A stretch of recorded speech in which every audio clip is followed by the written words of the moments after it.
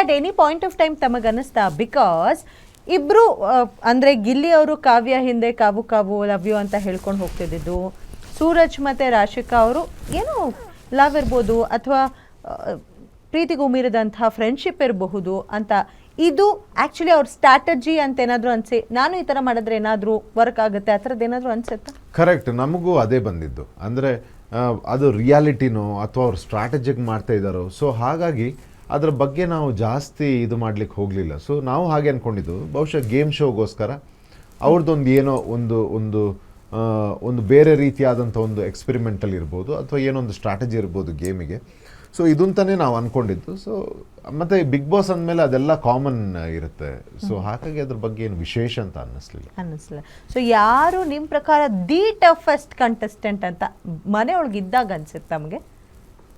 ಯಾರು ಇಲ್ಲ. ಬಹುಶಃ ಬೇರೆಯವ್ರಿಗೆ ನಾನು ಅನ್ಸಿರ್ಬೋದು, ನನಗಂತೂ ಹಾಗೆ ಅನ್ನಿಸ್ಲಿಲ್ಲ ದಿ ಟಫೆಸ್ಟ್ ಅಂತ. ಬಟ್ ಅಷ್ಟು ಜನ ಕಂಟೆಸ್ಟ್ 24 ಜನ ಒಬ್ಬೊಬ್ಬರನ್ನೇ ನಾಮಿನೇಟ್ ಮಾಡಿ ಅವರ ಮಧ್ಯದಲ್ಲಿ ಪರ್ಫಾರ್ಮ್ ಮಾಡಿ ನಾವು ಎಲ್ಲಿವರೆಗೂ ಬಂದಿದ್ದೀವಿ, ದ್ಯಾಟ್ ವಾಸ್. ಆಮೇಲೆ ನೀವು ಹೇಳ್ದಾಗೆ ಒನ್ ಮ್ಯಾನ್ ಆರ್ಮಿ ಆಗಿ ಅದನ್ನು ಮಾಡ್ಕೊಂಡು ಬರೋದಿದೆಯಲ್ಲ, ಅದಕ್ಕೆ you should have a strong head man. ಯಾಕಂದರೆ it is not a easy thing. ಅಷ್ಟು ಜನ ನಮ್ಮದೇ ಒಂದು ಓನ್ ಒಬ್ಬನೇ ನಿಂತು ಒಂದು ಆಟಾಡಿ ಅದನ್ನು ತಗೊಳ್ಳೋದು, ಇಟ್ ಈಸ್ ನಾಟ್ ಈಸಿ. ಯಾವುದಾದ್ರು ಒಂದು ಕ್ಷಣ ಅನಿಸುತ್ತಾ ತಮಗೆ, ಬಿಗ್ ಬಾಸ್ ಬಂದಿದ್ದು ನಾನು ತಗೊಂಡಂಥ ತಪ್ಪು ಡೆಸಿಷನ್ ಇರಬಹುದು ಅಂತೇನಾದರೂ? ಇಲ್ಲ, ಅನ್ನಿಸ್ಲಿಲ್ಲ. ತಗೊಂಡಿದ್ದು ತಪ್ಪು ಡಿಸಿಷನ್ ಅಂತ ಅನ್ನಿಸ್ಲಿಲ್ಲ. ಬಟ್ ಬಿಗ್ ಬಾಸ್ ನನ್ನ ಜೀವನದಲ್ಲಿ ಆಗಿದ್ದು ಬಹಳ ಒಳ್ಳೆಯದಾಯಿತು. ಯಾಕಂತಂದರೆ ಈಗ ನೀವು ಅದೇ ಕಾಲರ್ಸ್ ಏನು ಹೇಳ್ತಾ ಇದ್ರು, ಅದೇ ಪರ್ಪಸ್ ಇದ್ದಿದ್ದು ಆ ಶೋದು. ಒಬ್ಬನ ವ್ಯಕ್ತಿತ್ವ, ಒಂದು ಕ್ಯಾರೆಕ್ಟರ್ ಹೇಗೆ ಇದು ಪೋಟ್ರೆ ಆಗಬೇಕು ಅಂತ ಅಲ್ಲಿ ನಾವು ಗೆದ್ದಾಗಿದೆ. ಅದನ್ನು ನಾನು ಮಾಡಬೇಕು ಅಂತ ಮಾಡಿದ್ದಲ್ಲ, ನಾನು ಒರಿಜಿನಲ್ ಆಗಿ ನಾನು ಏನಿದ್ದೀನಿ ಅದನ್ನು ತೋರಿಸ್ಬೇಕು ಅಂತ ಇತ್ತು. ಆ ವ್ಯಕ್ತಿತ್ವದ ಆಟದಲ್ಲಿ ನಾನು ಗೆದ್ದಿದ್ದೀನಿ ಅಂತ ನನಗನ್ಸುತ್ತೆ. ಓಕೆ. ಸೊ ತಾವು ಬಿಗ್ ಬಾಸ್ ಮನೇಲಿ ಇರಬೇಕಾದ್ರೆ ಇಲ್ಲಿ ಸೋಷಿಯಲ್ ಮೀಡಿಯಾಗಳಲ್ಲಿ ಬೇರೆ ಬೇರೆ ಥರದ ತಮ್ಮದೇ ವಿಡಿಯೋಗಳು ಹರಿದಾಡ್ತಿತ್ತು, ಅದ್ರ ಬಗ್ಗೆ ಏನಾದರೂ ಮಾತಾಡ್ಲಿಕ್ಕೆ ಇಷ್ಟಪಡ್ತೀರಿ? ಹೌದು, ಅದನ್ನು ತಂದಿದ್ದು ಕೂಡ ಒಳ್ಳೇದಾಯಿತು. ಯಾರು ಇದೆಲ್ಲ ಅದು ಆ್ಯಕ್ಚುಲಿ ನನಗೆ ಪ್ಲಸ್ಸೇ ಆಯಿತು. ಯಾಕಂತಂದರೆ ಲಾಸ್ಟ್ ಡಿಸೆಂಬರಲ್ಲಿ ನಿಮಗೆ ಗೊತ್ತಿರ್ಬೋದು, ನಾವು ಬ್ಯುಸಿ ಇರ್ತೀವಿ ಕನ್ನಡ ಮತ್ತು ತೆಲುಗಲ್ಲಿ ನನ್ನ ಪ್ರೊಜೆಕ್ಟ್ಸ್ಗಳಲ್ಲಿ.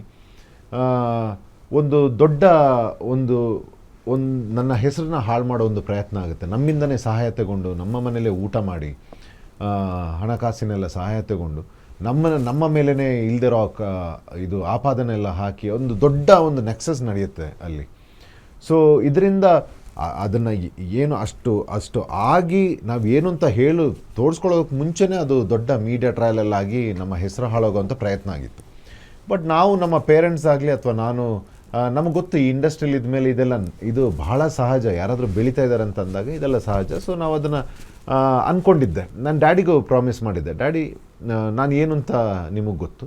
ಸೊ ಮತ್ತು ಆ ಟೈಮಲ್ಲಿ ಜನಗಳು ಕೂಡ ತುಂಬ ಸಪೋರ್ಟ್ ಮಾಡಿದ್ರು. ನೀವು ಅದನ್ನು ವಿಡಿಯೋ ನೋಡಿದಾಗ ಕೆಳಗಡೆ ನೀವು ಕಮೆಂಟ್ಸ್ ನೀವು ಓದಿದ್ರೆ ಅದನ್ನು ಯಾರು ಹಾಕಿದ್ದಾರೆ, ಅದನ್ನು ಏನು ಪೊಟ್ರೆ ಮಾಡೋಕ್ಕೆ ನೋಡಿದ್ರು ಅವ್ರಿಗೆ. ಯಾಕಂದರೆ ಜನಗಳು ಫೂಲ್ಸ್ ಅಲ್ಲ, ಅದು ಏನು ಅಂತ ಗೊತ್ತಾಗುತ್ತೆ ಅವ್ರಿಗೆ. ಸೊ ಯಾರು ನಂಬಲಿಲ್ಲ ನಾನು. ಯಾಕಂದರೆ 10 ವರ್ಷದ ದೀರ್ಘ ಕಲಾಸೇವೆ ನಂದು. 7 ಸೀರಿಯಲ್ ಹೀರೋ ನಾನು ಕರ್ನಾಟಕದಲ್ಲಿ. ಸೊ ಎಷ್ಟೆಷ್ಟೋ ಆರ್ಟಿಸ್ಟ್ಗಳ ಜೊತೆ ಕೆಲಸ ಮಾಡಿದ್ದೀನಿ. ಸೊ ನಮ್ಮದೇ ಆದಂಥ ಒಂದು ಕ್ಯಾರೆಕ್ಟರ್ ಇದೆ, ವ್ಯಕ್ತಿತ್ವ ಇದೆ.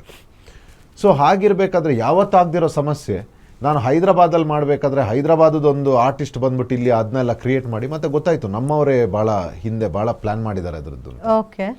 ಸೊ ಹೀಗೆಲ್ಲ ಇರಬೇಕಾದ್ರೆ ನನಗೊಂದು ಬಿಗ್ ಬಾಸ್ ನನ್ನನ್ನು ಏನು ಅಂತ ತೋರಿಸ್ಕೊಳ್ಳೋವಂಥ ಒಂದು ಅವಕಾಶ ಕಲರ್ಸ್ ಅವರು ನನಗೆ ಕೊಟ್ಟರು. ನಾವಿದ್ದೀವಿ ನಿಮ್ಮ ಜೊತೆ ಅಂತ ಹೇಳಿ ನನಗೊಂದು ವೇದಿಕೆ ಕೊಟ್ಟರು. ಅದನ್ನು ನಾನು ಸಮರ್ಪಕವಾಗಿ ಉಪಯೋಗಿಸ್ಕೊಂಡು ನಾನು ಏನು ಅಂತ ತೋರಿಸ್ದೆ. ಇವತ್ತು ಅದ್ರದ್ದು ಫಲನ ಏನಿದೆ ನಾನು ಅನುಭವಿಸ್ತಾ ಇದ್ದೀನಿ ಅಷ್ಟೇ. Okay, done. ಸೊ ನಮ್ಮ ಜೊತೆ ಒಬ್ರು ಕಾಲರ್ ಇದ್ದಾರೆ, ಮಾತಾಡೋಣ. ಹಲೋ.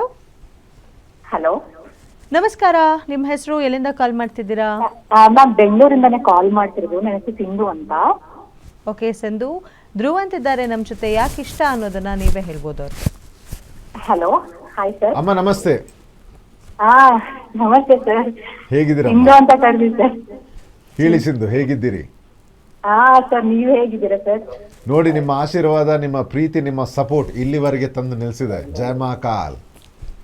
ಜೈ ಮಹಾಕಾಲ್ ಸರ್. ಸರ್, ನಿಮ್ಗೋಸ್ಕರ ನಾನು ಬಿಗ್ ಬಾಸ್ ನೋಡ್ತೀನಿ, ನಿಮ್ಗೋಸ್ಕರನೇ ನೋಡ್ತಾ ಇದ್ದೆ. Thank you. ಬಟ್ ನೀವು ಟಾಪ್ 6 ಅಲ್ಲಿ ಇರ್ಬೇಕಿತ್ತು ಸರ್. ಹೌದು, ಅದು ತುಂಬಾ ಬೇಜಾರಾಯ್ತು ನೀವು ಎವಿಕ್ಟ್ ಆಗಿರೋದು. ಹೌದು. ಹಾ ನಾವು ನೀವ್ ಯಾವಾಗ ಎಡಿಟ್ ಆದ ಅವತ್ತಿನ ನಾನು ಬಿಗ್ ಬಾಸ್ ನೋಡೋದೇ ಬಿಟ್ಬಿಟ್ಟಿದೆ ಸರ್. ಅಯ್ಯೋ ಅಯ್ಯೋ, ಥ್ಯಾಂಕ್ ಯು ಅಮ್ಮ. ಹಾ ಆಮೇಲೆ ನೆಕ್ಸ್ಟ್ ವೀಕೆಂಡ್ ಬಂತಲ್ಲ ಸರ್, ಅವಾಗ್ಲೇ ನೋಡಿದ್ದು ನಿಮ್ನ. ನಾನು ಅಲ್ಲಿವರೆಗೂ ಬಿಗ್ ಬಾಸ್ ನೋಡ್ತಿರ್ಲಿಲ್ಲ, ನೀವು ಯಾವಾಗ ಎಡಿಟ್ ಆದ್ರೋ ಹಾಂ ಅವಾಗ ನೋಡ್ತಾರೆ. ನಿಮ್ಗೋಸ್ಕರ ನೋಡ್ತೀವಿ ಸರ್, ನಿಮ್ ಕ್ಯಾರೆಕ್ಟರು. ನೋಡಿ ಮ್ಯಾಮ್, ಇದೇ ನನ್ನ ಗೆಲುವು ಸಿಂಧು ಅವರೇ, ಇದೇ ನನ್ನ ಗೆಲುವು.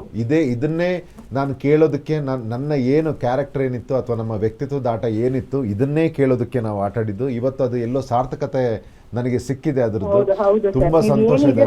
ಡೈರೆಕ್ಟ್ ಹಾ ಸರ್, ಏನಿದೆ ಅದನ್ನೇ ಓಪನ್ ಆಗಿ ಹೇಳ್ತಿರಲ್ಲ ಸರ್, ಅದೇ ಇಷ್ಟ ನನಗೆ. ಥ್ಯಾಂಕ್ ಯು ಅಮ್ಮ, ಥ್ಯಾಂಕ್ ಯು. ನೋಡಿ ಇದನ್ನ ನಿಜವಾದ ಗೆಲುವು ಅಂತ ಅನ್ನೋದು. ನಿಮ್ಮನ್ನೆಲ್ಲ ಗೆದ್ದಿದ್ದೀನಿ, ಇದಕ್ಕಿಂತ ದೊಡ್ಡ ಗೆಲುವು ಯಾವುದಿಲ್ಲಮ್ಮ.